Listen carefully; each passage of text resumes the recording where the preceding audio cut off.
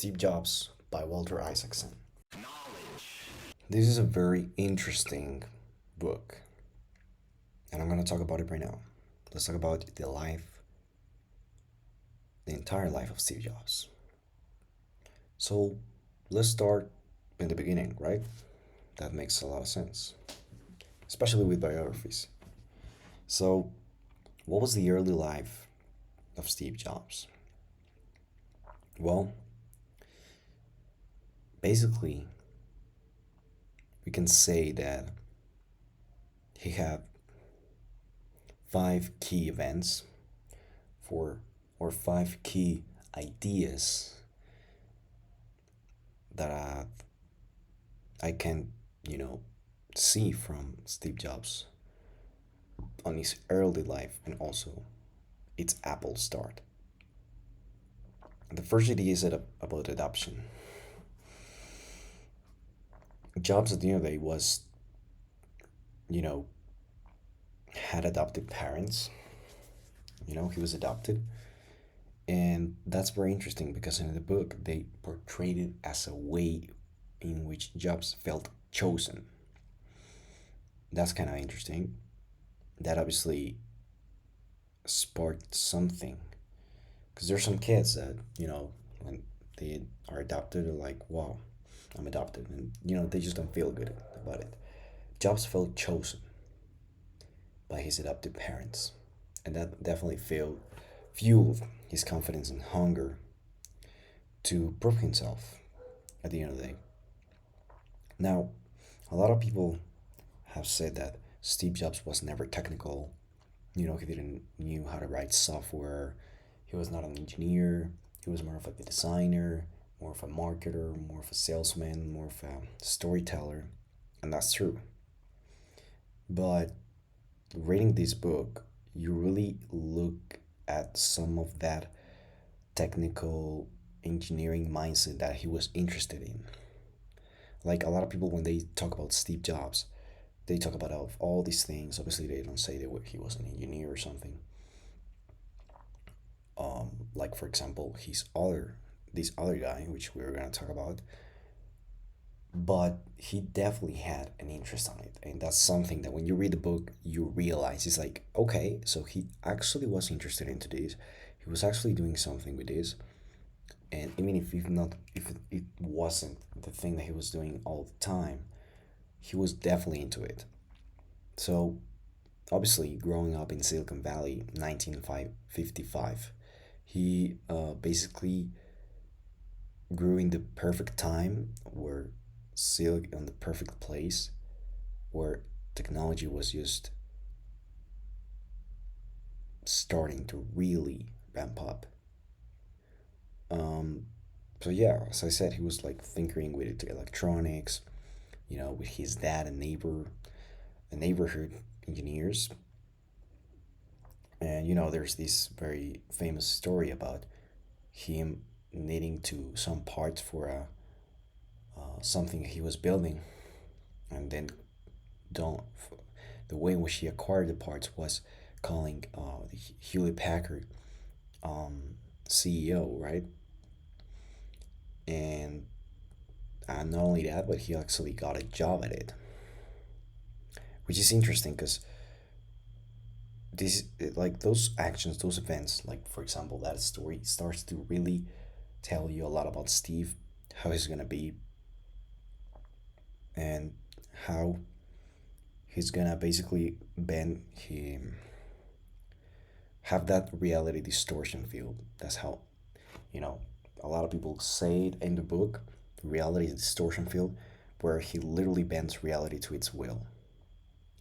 And you start, obviously, that was a really obvious characteristic from Steve Jobs, but also how he basically started to do that since he was a kid. Like, for example, that event where he was actually, asking for parts for the Hewlett Packard CEO, and then not only that, but additional from that, asking for a job and he got it.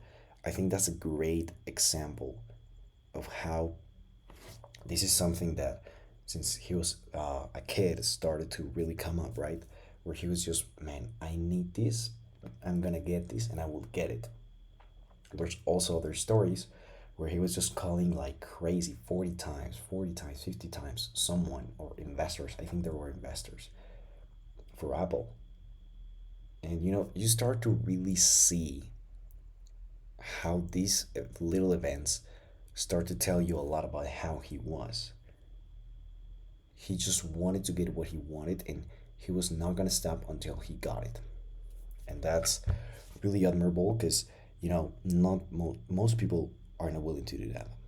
Most people give up on this fifth time or the 10th time and the 10th try. And he just kept going until he had what he wanted.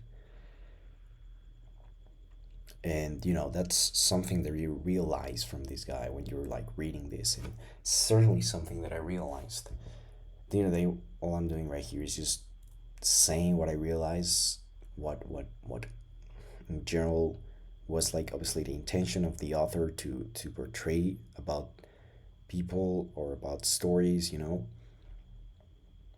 this is all about it. And so, there are a lot of lessons from it. Like, for example, that we should be, or is, in my opinion, a great trait to just be more like that. More like literally one, like just having a clear vision of what you want and going through it and just trying to fucking get it. And I think that's a great lesson from this. Now, I'm getting a little bit into the future, so we're still in his early life, right?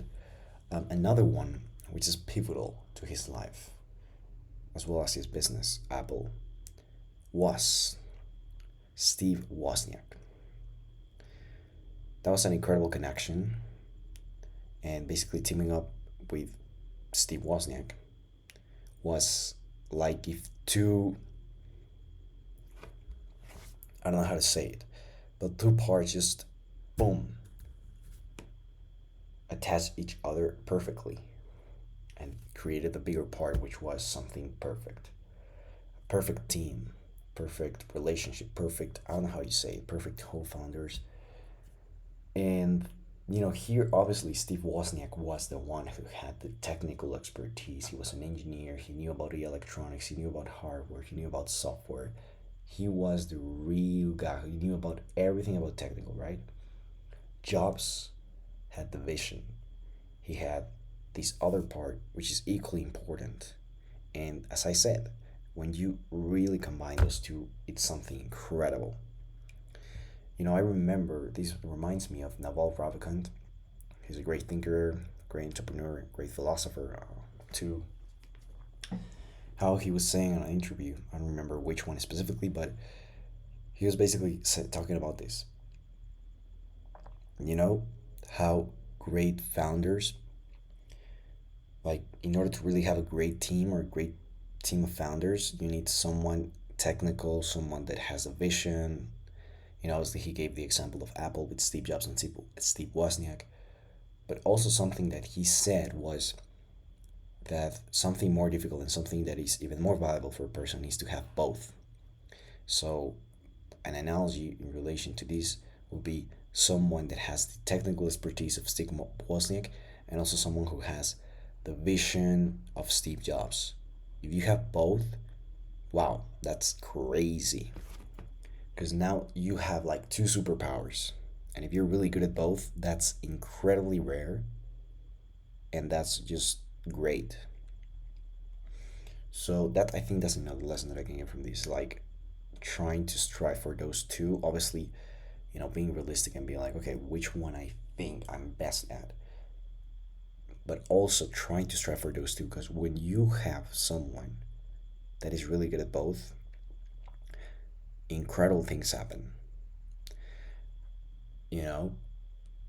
So, yeah, this connection was pivotal to his life. And I think this really tells us the importance of doing things with people, right? Because, like, right now, there's a lot of people, 2025, that are just doing everything themselves, everything alone. And obviously, that's very personal. I'm not going to say that's wrong. If that's what they want, then go for it, right? But it's definitely very different when you start to do stuff with people, right? When you start to do things with other people, with a team, however you want to call it, with a friend, whatever, it's very different. Like, two brains think better than one. And I don't know, I just think, I just prefer that. For example, right now I'm with a friend, we're creating some app, and, you know, it's definitely very different because I have also created some stuff alone. And I just prefer, that's very personal because there's some people that are just like, man, I don't want to have a team. I don't want to deal with that. I'm just going to be alone and that's it. But I think the incredible benefits from working with people is the leverage that you have, the leverage of talent, the leverage of different perspectives, the leverage of different creativity, the leverage of different viewpoints, and obviously the leverage of different skills makes you scale faster and etc. So yeah, talking about Steve, this was a pivotal connection. It was the connection to that helped create Apple. We started getting to the garage days, right? With the Apple One, Apple Two, which were built in the garage. You know. Now before that, this is talked in the book too. Was and Jobs were working on what they call a black box. I think it was black box or blue box. I don't know if it was blue box or black box, but it was basically about telephones like intercept some, like, basically get in, like, free telephone, like, yeah, because at that time it cost, still cost, but, you know literally get telephone lines for free. And that was like a really great learning or just experience, I think, for both of them, both Steve and Wozniak, sorry, Jobs and Wozniak, to be like, okay, I like this, you know? And both, I think that was a pivotal, very pivotal experience for both to be like, I like this, like both of them, and then Apple was created. So I think that was a pivotal one. And yeah, it was like an experiment, we can say it. Now, obviously, this is how I view it. I don't really know if that's how they thought, but that's how I view it. Like, I think this was a pivotal experience in order for them to be like, I like this. Let's go do something else. So yeah, now obviously we all know that Jobs was messy. He was a rebel, and you know that's very present on the book when he's a child and everything. But the thing that I want to get into is how Apple, after Apple is created, which is interesting. Like, I know this is something like that is not that important, but I remember I was reading it on my school. I was literally alone. Like, I remember perfectly this moment. I read this like 1 year ago. I was on my school. I was, I suppose, like second year, yes, second year of high school. I suppose, like, I had a class, and I just said, "Can I go to the bathroom or something like that?" And I just went upstairs to a place where nobody was, like where there was nobody, and I just started reading. Like, I didn't give a fuck about the classes. I was just like, it's like if my mind was liberated. I just wanted to read this book, and the reason why I say that was very special, because it was like, because I remember that I was reading the part where they were creating Apple, right? They were choosing the name, choosing the logo, and I know that's very like, it's nothing important, but now that I think about it, it is like, it's a I don't know. For me, it was a really interesting, like how they came up with Apple, how they came up with the logo. I remember perfectly. I was just reading there, and I was just so comfortable reading this thing. It was another experience, and it was really interesting to me. interesting to me. This is a part that a lot of people are like, ah, I'm just gonna, yeah, I know, but I don't know why I just got really interested into that part. So basically they talk about this in the book. They choose Apple. Steve Wozniak was more like, oh, we gotta do some catchy name, right? I don't know what was the catchy names, but Steve was more like, we gotta do something different, right? And not only that, but I also wanted to be uh, like at the very top of the telephone list or something like that, directory or something like that of Atari. I remember, yeah. So they choose Apple. They just choose Apple. I think Steve got reminded of that because he was on an Apple farm, and then also said about this Atari. Like things just came out to be Apple. And now that I think about it, that was very revolutionary. Like Apple, why Apple? Your computer company, why Apple? Like it was really different. Like now that I think about it, it's like what Apple for a computer company. But yeah, that was the thing, and I don't know, it was special. I think it's a great moment, showcasing Steve's vision, right, of something different, something great. I don't know, I loved it. And then the logo, that was another interesting part. A lot of people see the logo and they're like, some people say, oh, it was the apple that the beaten apple of Alan Turing, or something like that. In reality, it was not. Well, from the book, they talk about this and basically hired a designer, which going back to how Steve bended reality to its will, he literally was like for weeks pushing and just asking this designer to work with him, to work in design. And then, this designer was telling him, no, no, no, no, no. And this guy just kept going. It's crazy. I think it's another great pivotal moment of just showcasing incredible ability that Steve Jobs had. He kept going, and after like 1 or 2 weeks, finally the designer said yes, and boom, that designer was the one who created the Apple logo. That is still relevant as hell today.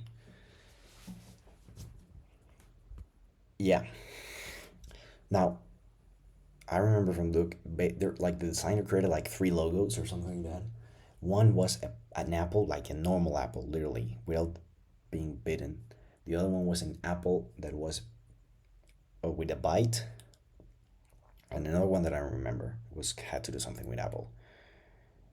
And then, boom, the I think this is another great example. Like Steve chose, or the team or whatever chose the apple that was with a bite, different, innovative, right? I think was great. It's a great logo. So yeah, that was it. And I know that it's irrelevant, it's not that important, but I don't know why. I just that part really, I remind, I really remember that part a lot. So yeah, now we got into the Macintosh era, right? This is like 1980, whatever, and we got into the Mac. This is a stage where there's literally a Mac obsession. Jobs went all in on the Macintosh. Design, feel, you know how Jobs was. Everything had to be perfect. This was very interesting. There were some products that like the Lisa, which was named after his daughter or one of his daughters, and then that was not successful. The Macintosh was like boom, a really revolutionary product. Like he was just all in at that, and that's basically like again and again his reality distortion field, what people call it, pushed people to impossible. This is also very represented on the movie of Steve Jobs. There's two movies of Steve Jobs, but that was the thing. And yeah, like that was an incredible product for its time. We obviously kick it out. He kicked it out to the absolute moon with the 1984 ad. I think we all know that ad. Like, come on, even Fortnite utilized it to protest Apple. Um, but yeah, basically that paint Apple like the anti, the anti-establishment, cool company, and it was a pivotal moment. Now, this is very interesting. We get into a very interesting part because after this, Jobs basically got a drama with the board and John Schooley, and basically Jobs booted from his own company. It was in 1985. Now that's crazy. Like, just imagine you like this guy, which is a leader and everything, he gets kicked out of the company, and then what happens next? Ironically, is next. So next Jobs starts next. Then, you know, to really get into the software part, I think. And they really, they did it really well. Then we got into the Pixar, made Toy Story, turned Pixar into a powerhouse. Like, these years were not normal years, were no gap years. Like, he was still shining and still doing stuff, building stuff, and not only building anything, building meaningful stuff. We're talking about Pixar, right? Basically, this was like a gap year. Like, these years showed Jobs that he could reinvent himself, like literally, and just do different stuff. And I think it was like mental clarity for him to do other stuff and be like, okay, change his chip. He obviously, they also talk about the book where he also had like a family shift, married to Lorraine Powell, had kids, started knowing out a bit, etc. Now this is incredible comeback, Apple comeback, which was in 1997. That was a very special one because after I said, like, those years were, I think, they were a great experience for Joss to literally just change his chip and go back better than ever, because obviously Apple was like just not good in 1997, so they were like, man, we got to get Steve back, and they did, and basically just cut it everything and focused on what mattered, which that's an incredible fucking lesson from this. Like, Steve Jobs, like, he was focused as hell, and he has a great saying, which is that the focus is, obviously focusing on what you're doing despite other things being flashy, being better, or seeming better. Like, when you see something like, oh, we should do this, like, no. Focus is about saying no. That's the phrase that I'm looking for. Focus is about saying no. So you have this thing, oh no. Oh no. So focus. And that's really difficult. It's fucking difficult as hell. But I think that's a great lesson that a lot of people really don't think about Steve Jobs, or at least that's what I didn't thought about that much. After reading this, after watching some videos, after watching some interviews, like, that's a very important part of Steve Jobs. Like, I think that's something that is often overlooked of Steve Jobs, just his focus obsession. And I mean, some people may look it as not a very effective thing, but just think about it. Apple was just not in the best position. He came back in 1997 and then did exactly that. Focus on what mattered, and I mean, the rest is history, right? So we got into another incredible campaign, which is Think Different. It rebranded Apple as the sport for dreamers and rebels. That was like a great freaking campaign. You just be like, man, Apple is about this. And I get reminded a lot about the video of Simon Sinek, the gold circle, the golden circle. It's basically a concept of, having various stages to something. So in the very middle is the why, then the how, and then another one, I forgot what or something like that. I think it was why, what, and how, or why, how, and what. But basically, that video gives an example of, how Apple sells a computer, right? Oh, we sell something that is for the rebels, for the dreamers, right? Think different, for this campaign. And it's an incredible fucking campaign because for the time it's innovative as fuck and is incredible. Now, when I said that Apple basically, no, sorry, Steve came back and focused on what mattered. Like they had a bunch of fucking products, and he just focused on like four main products, which just by the names of them, they were revolutionary, and I think that the fact that by the names that I'm gonna give, you you have an idea of what it and you know what it is. I think that's a great example of how this thing that Steve Jobs did of focusing what mattered worked. Because if it hadn't worked, we wouldn't know what these products are. So these products were the iMac, the iPod, the iPhone, and the iPad. Yeah, we all know the iMac, we all know the iPod, we all obviously know the iPhone and the iPad. So the iMac made computers slick and simple again. The iPod flipped the music world upside down. The iPhone changed phones and life, quite literally forever. The iPad kicked off a whole new gadget life. That's what I wrote that here. Um, Design rules. Jobs cared about clean, beautiful touch that felt human, not just nerdy. I think this stage where he came back is when he meets Johnny Ive. Let me just check that because I'm not sure. I don't remember. Come back. Steve. That's when Steve met. And the reason why I mentioned Johnny Ive is because that's just another very pivotal pillar. Yeah, here it is. Yes, Steve Jobs met Johnny Ive before the Apple comeback. Oh, before, okay. But their partnership truly ignited during that period. Ive joined Apple in 1992 when Jobs was still at Next. They started working closely after Jobs returned in 1997.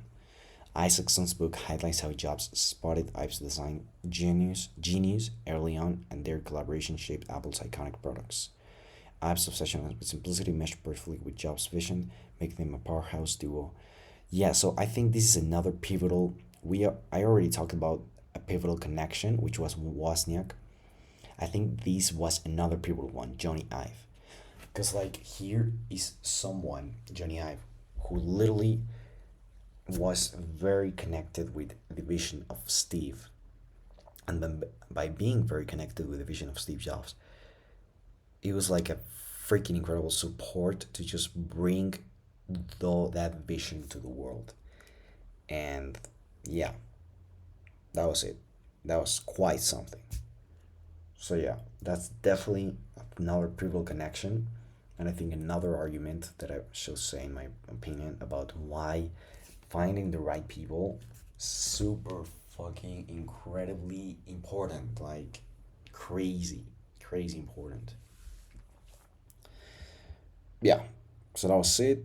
Then obviously in the book we talk about how he died, the legacy that he lived.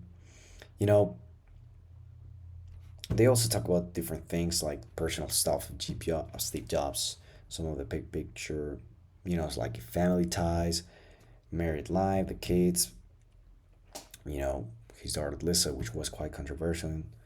Then the cancer fight, you know, the pancreatic cancer, which he tried some wild treatments and kept pushing, but didn't work out, unfortunately.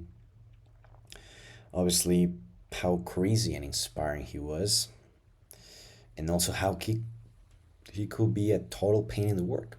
Like, they also talk about this in the book. Like, he also was someone that could have, like, sometimes, or really a lot of times, was a total pain.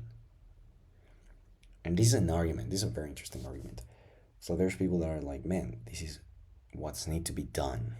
There's other people that are like, oh yeah, the argument is this is what needs to be done in order to do something great.